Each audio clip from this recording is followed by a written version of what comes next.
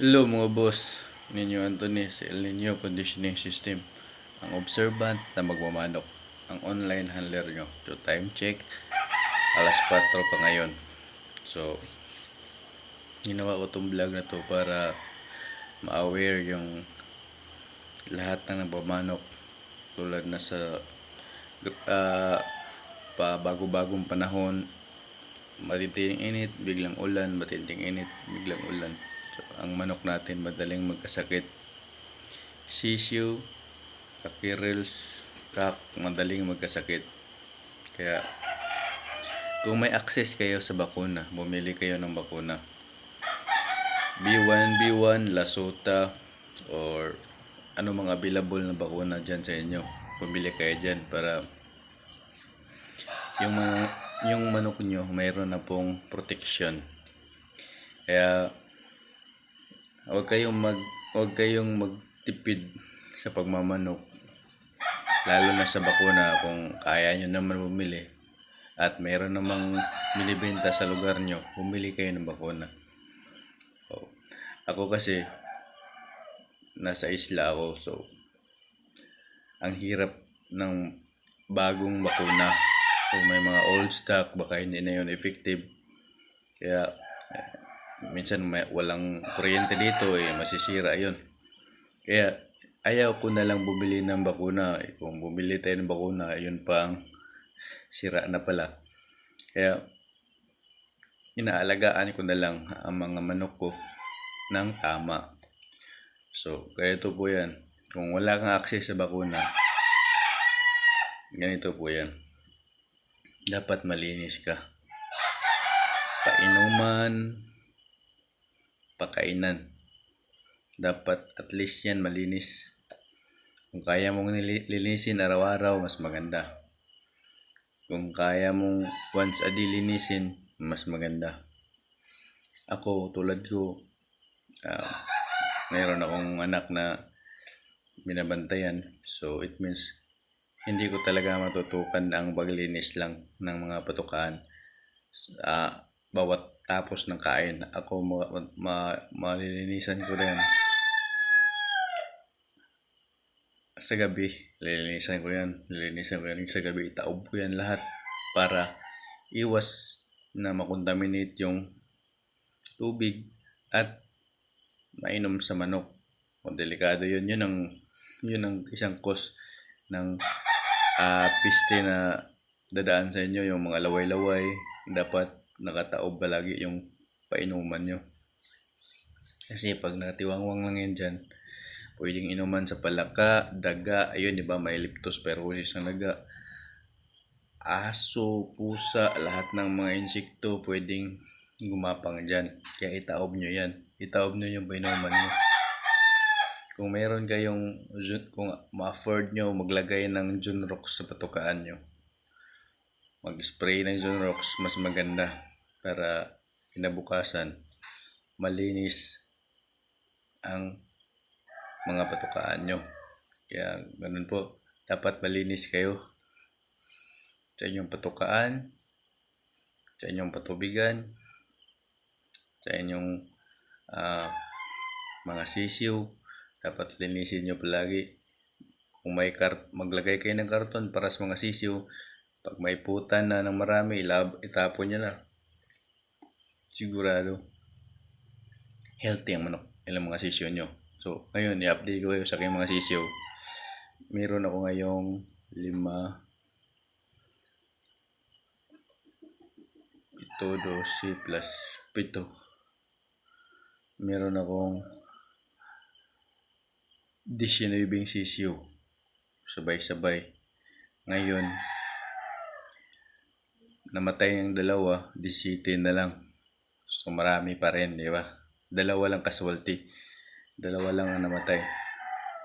So, ngayon naman may bago akong pisang sisiw. Mga 2 days old pa lang sila.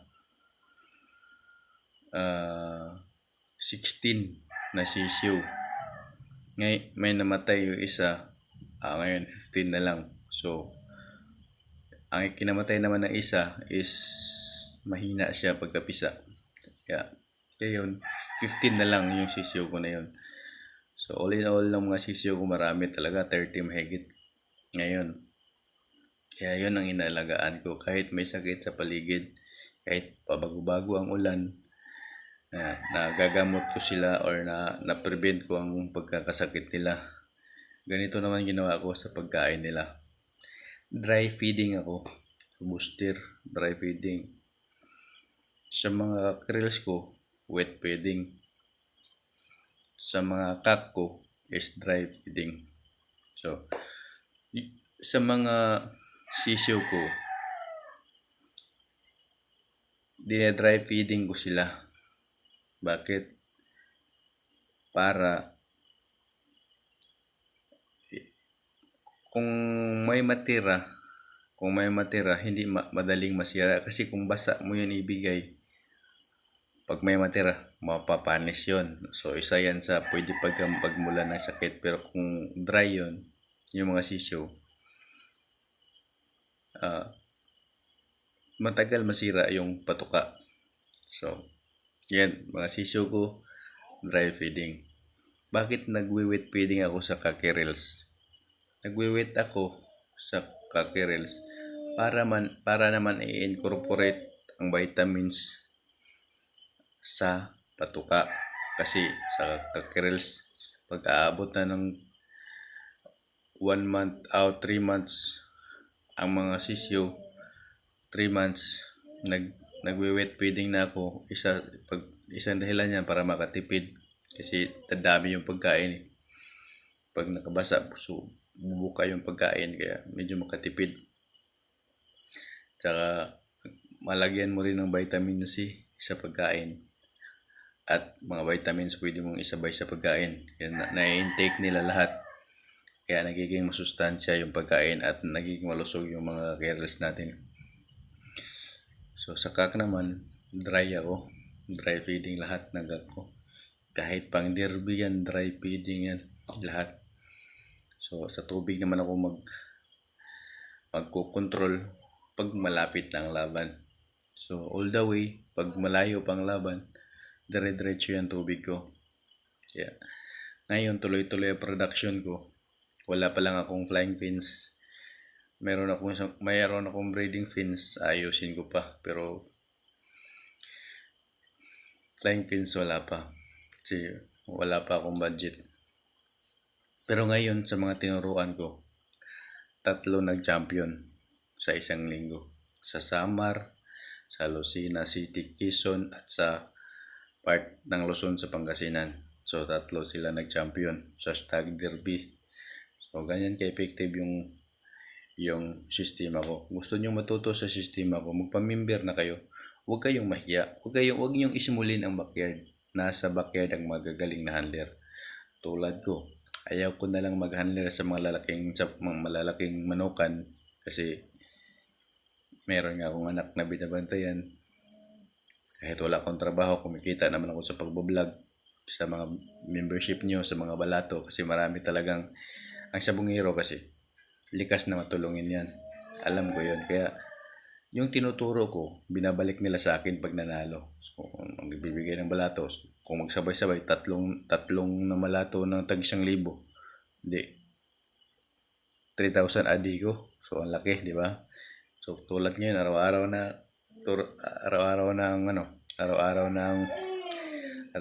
ng sabong sa Manila. Maraming nagpa-assist sa akin sa Manila. Minsan, umabot ng 7,000 ang natatanggap ko sa isang araw.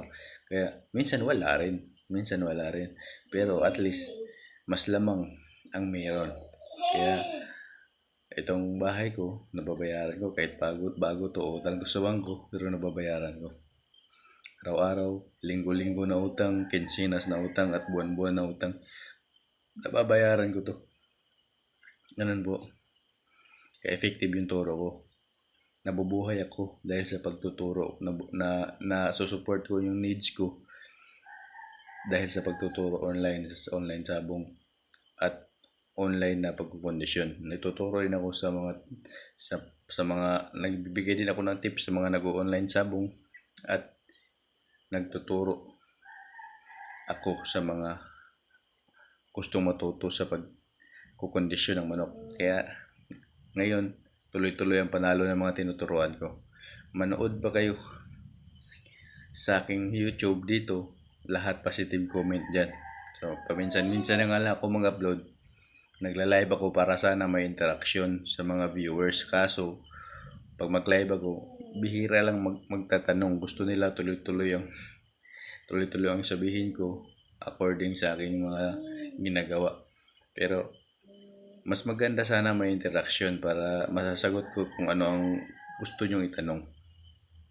Kaya paminsan-minsan lang ako nag-upload.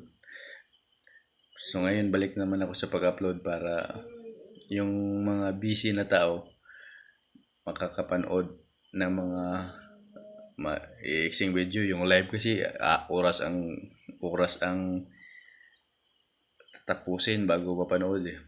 Pero ito mga short video na may maturo kahit isang technique, tatapusin nila. So dapat pag-aalaga ng mga sisiw, kakirils, para iwas sa laway-laway, iwas piste, kalinisan. Lagyan nyo ng mga Zonrox.